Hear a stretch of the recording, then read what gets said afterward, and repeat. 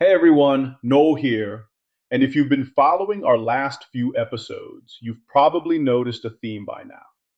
We keep saying knowing what you have is step one. But here's the thing, knowing what you have doesn't mean much if you don't control who's allowed through the digital door. And more importantly, how far they get once they're inside. Think of access control like the security desk in your office building. Not everyone gets a master key, right? Some folks stick to the lobby, others need to get to the vault, and your job is to make sure only the right people get to the right spots. The bedrock of all this is a user access policy. If you're an SMB, this isn't about fancy frameworks, it's about simple, clear rules. New hires, give them only what they need job wise, no more, no less. Then, every few months, quarterly, or maybe twice a year, double check that people still need what they have. And if someone leaves or even just changes roles, you got to yank their access. Do it quickly. I mean, I had a client once, lovely team, small company, who really hesitated when one of their longtime employees moved on. They delayed pulling that person's permissions, maybe out of loyalty, maybe just an oversight. 6 months later, turns out someone found that lingering account and ran a little side hustle right under their noses. Cost them, I don't know, well into the six figures. A hard lesson, but it really drives the point home. If all this sounds tedious, listen, you don't have to do everything by hand. Linking your HR system to your identity management tools, let that automate the granting and taking away of access. Less manual chasing, fewer gaps when someone leaves the company or gets promoted. It's one of those small seeming investments that saves you headaches down the line. All right, so we've set the basics: sensible rules, regular reviews, and fast, clean revocation when things change. But let's make things a bit tougher for would be attackers, yeah? Let's talk about multi factor authentication, or MFA. If passwords are your digital keys, MFA is like adding a second deadbolt, or heck, a fingerprint reader. Two ways to prove it's really you. The reality, passwords get leaked all the time. With MFA, even if someone swipes your password, it's useless without that second factor. I always say, first, cover your crown jewels: email, finances, VPNs, anything cloud based. Then expand from there. Now, I've heard every complaint about MFA under the sun: too many steps, too much hassle. I'm sympathetic. I really am. I had a client, a big nonprofit, who went through that exact pushback. But then, wouldn't you know it, a manager got phished, credentials stolen, and the only reason they didn't wake up to a hacker inside their systems was, yep, MFA.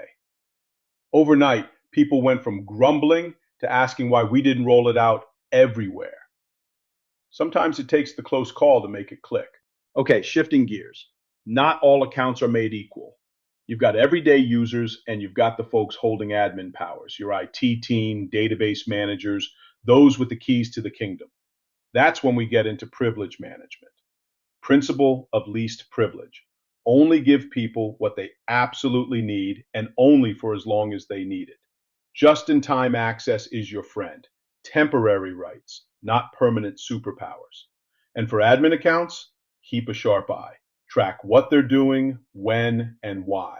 This isn't just a nice to have. A pretty big financial institution learned it the hard way. An attacker grabbed a standing domain admin account with massive always on privileges. They moved laterally through the network like it was nothing. Those privileges had been temporary, short lived, maybe even logged and rotated. The damage would have been a fraction. Goes to show, privilege creep is real, and lazy privilege management can turn a tiny mistake into a crisis. Oh, and by the way, dedicated privileged access management, or PAM tools, they're not just for giants. Even small teams can use lightweight solutions, something that logs admin activity, rotates credentials, and locks doors tightly. So, to pull it together, layer MFA, revisit privileges, bring in just-in-time access, and start thinking about automation wherever you can. Sound like overkill? It's not. These are the modern basics, and I promise they block threat after threat before it ever gets messy. All right, let's get a little more advanced. You might have heard the phrase zero trust floating around lately. It's not just a security fad, and it's not as scary as it sounds. The old way was trust but verify. Well, now it's never trust, always verify.